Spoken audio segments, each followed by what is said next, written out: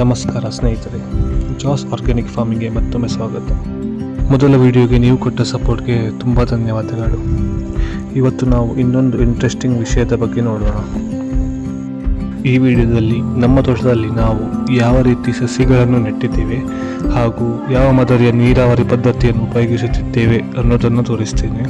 Organic farming ಅಂದರೆ simple ಆಗಿ ಕೃಷಿ ಮಾಡೋದಲ್ಲ, ಇದು ಒಂದು ಲೈಫ್ ಸ್ಟೈಲ್. ನಮ್ಮ ಮಣ್ಣು, ನಮ್ಮ ಆರೋಗ್ಯ, ನಮ್ಮ ಫ್ಯೂಚರ್ ಕಾಪಾಡೋ ಒಂದು ಮಾರ್ಗ. ಸೊ ವಿಡಿಯೋವನ್ನು ಫುಲ್ ನೋಡಿ, ಯೂಸ್ಫುಲ್ ಅನಿಸಿದರೆ ಲೈಕ್ ಮಾಡಿ, ಚಾನಲನ್ನು ಸಬ್ಸ್ಕ್ರೈಬ್ ಮಾಡಿ. ಬನ್ನಿ ಶುರು ಮಾಡೋಣ. ಇಲ್ಲಿ ನಾವು ಹಿಟಾಚಿ ಬಳಸಿ ಗುಂಡಿ ತೋಡಿರೋದು. 2 ಫೀಟ್ ಉದ್ದ, 2 ಫೀಟ್ ಅಗಲ ಇದೆ. ಸೊ ಒಂದು ಗುಂಡಿಯಿಂದ ಇನ್ನೊಂದು ಗುಂಡಿಗೆ 7 ಫೀಟ್ ಅಂತರ ಇಟ್ಟಿದ್ದೇನೆ. ಕೆಲವರು 8-9 ಫೀಟ್ ಎಲ್ಲ ಇಡ್ತಾರೆ, ಹಾಗೂ ಇಡ್ಬೋದು. 7 ಇಟ್ಟರು ಏನು ತೊಂದರೆ ಇಲ್ಲ, 7 ಫೀಟಿಂದು ನಡೀತದೆ. 2 ಗುಂಡಿಗಳ ನಡುವೆ ಸುಮಾರು 1 ಫೀಟ್ನಷ್ಟು ಅಗಲ ಟ್ರೆಂಚನ್ನು ಮಾಡಿದ್ದೇನೆ. ಇದು ಮಾಡಿದ ಉದ್ದೇಶ ಏನಂದರೆ, ಇದು ಸ್ವಲ್ಪ ತಗ್ಗು ಪ್ರದೇಶ ಆದ್ದರಿಂದ ಮಳೆಗಾಲದಲ್ಲಿ ಇಲ್ಲಿ ನೀರು ನಿಲ್ತದೆ. ಸೊ ಮಳೆಗಾಲದಲ್ಲಿ ಈ ಗುಂಡಿಗೆ, ಈ ಟ್ರೆಂಚಿಗೆ ಗುಂಡಿಗಳಿಂದ ನೀರು ಕಟ್ ಮಾಡಿ ಕೊಟ್ಟರೆ ಸಲೀಸಾಗಿ ಹೋಗ್ತದೆ. ಸೊ ಈ ಟ್ರೆಂಚ್ನ ಡೆಪ್ತ್ ಈ ಗುಂಡಿಯ ಡೆಪ್ತ್ಗಿಂತ ಸ್ವಲ್ಪ ಕೆಳಗೆ ಇರಬೇಕು, ಯಾಕಂದರೆ ನೀರು ಇದಕ್ಕೆ ಪಾಸ್ ಮಾಡಿದಾಗ ಸಲೀಸಾಗಿ ಹೋಗಬೇಕು ಅಂತ. ಗುಂಡಿಯೆಲ್ಲ ತೋಡಿ ಆದಮೇಲೆ ಗಿಡ ನೆಡುವುದಕ್ಕಿಂತ ಮೊದಲು ನೀರಾವರಿ ವ್ಯವಸ್ಥೆ ಮಾಡಿದ್ದೆ. ಗಿಡ ನೆಟ್ಟಿದ್ದು ಜನವರಿಯಲ್ಲಿ, ಆವಾಗ ಬಿಸಿಲೆಲ್ಲ ಜಾಸ್ತಿ ಇತ್ತು. ಹಾಗೆ ಮೊದಲು ಗಿಡ ನೆಟ್ಟು ನಂತರ ನೀರಾವರಿ ವ್ಯವಸ್ಥೆ ಮಾಡ್ತೇನೆ ಅಂತ ಹೋದರೆ ಈ ಬಿಸಿಲಿಗೆ ಗಿಡ ಎಲ್ಲ ಹಾನಿ ಆಗ್ಬೋದು. ಸೊ ಇಲ್ಲಿ ನಾನು ಮೊದಲು ನೀರಾವರಿ ವ್ಯವಸ್ಥೆ ಮಾಡಿ ಇದನ್ನೆಲ್ಲ ಟೆಸ್ಟ್ ನೋಡಿ ಎಲ್ಲ ಕವರ್ ಆಗ್ತದಂತೆಲ್ಲ ನೋಡಿ ಆಮೇಲೆ ಗಿಡ ನೆಟ್ಟಿದ್ದೇನೆ. ನಾನಿಲ್ಲಿ ವಿಂಕ್ಲರನ್ನು ಉಪಯೋಗ ಮಾಡಿದ್ದೇನೆ. ಒಂದು ಸ್ಟಾರ್ಟಿಂಗಲ್ಲಿ ಸೂಪರ್ ಫ್ಲೈ ಅಂತ ಸಿಗ್ತದೆ, ಅದನ್ನು ಕೂಡ ಹಾಕಿದ್ದೆ.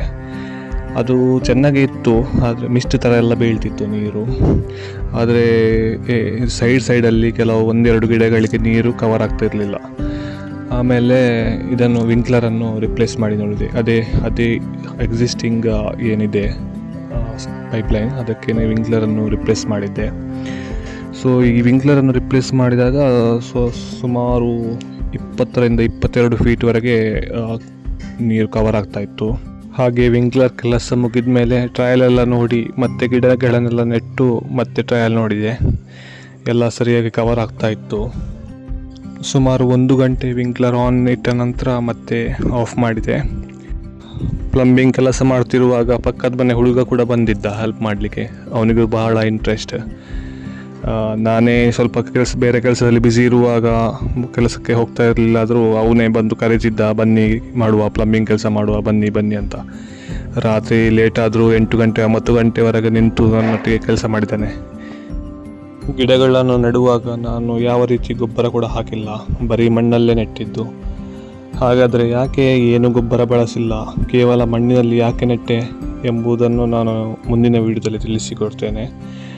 ಹಾಗೆ ನಾನು ಗೊಬ್ಬರ ಹಾಕಿಲ್ಲಾದರೆ ಬೇರೆ ಏನೆಲ್ಲ ಹಾಕಿದ್ದೇನೆ ಅನ್ನೋದನ್ನು ಕೂಡ ನಾನು ಮುಂದಿನ ವಿಡಿಯೋದಲ್ಲಿ ತಿಳಿಸಿಕೊಡ್ತೇನೆ. ಅಲ್ಲಿಯವರೆಗೆ ಆರ್ಗ್ಯಾನಿಕ್ ಫಾರ್ಮಿಂಗ್ ಬಗ್ಗೆ ಮಾಹಿತಿ ಪಡಿತಾ ಇರಲು ಈ ಚಾನಲನ್ನು ಸಬ್ಸ್ಕ್ರೈಬ್ ಮಾಡಿ. ಧನ್ಯವಾದಗಳು.